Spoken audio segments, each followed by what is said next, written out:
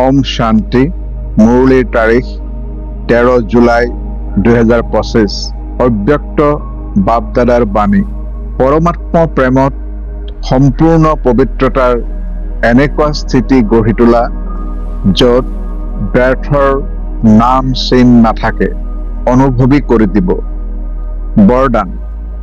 শান্তিৰ শক্তিৰ দ্বাৰা ছেকেণ্ডত মুক্তি আৰু জীৱন মুক্তিৰ অনুভৱ কৰাওঁতা বিশেষ আত্মা হোৱা।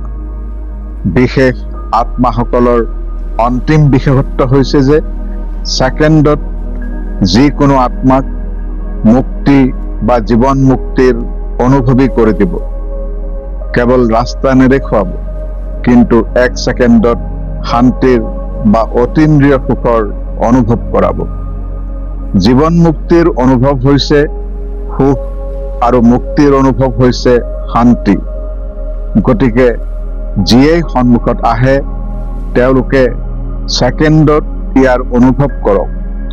যেতিয়া এনেকুৱা তীব্ৰ গতি হ'ব তেতিয়া বিজ্ঞানৰ ওপৰত শান্তিৰ বিজয় দেখি সকলোৰে মুখেৰে বাহ বাহৰ আৱাজ ওলাব আৰু প্ৰত্যক্ষতাৰ দৃশ্য সন্মুখত আহিব।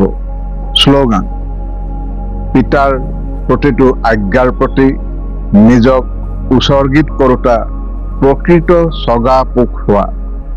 ওম শান্তি। অব্যক্ত সংকেত।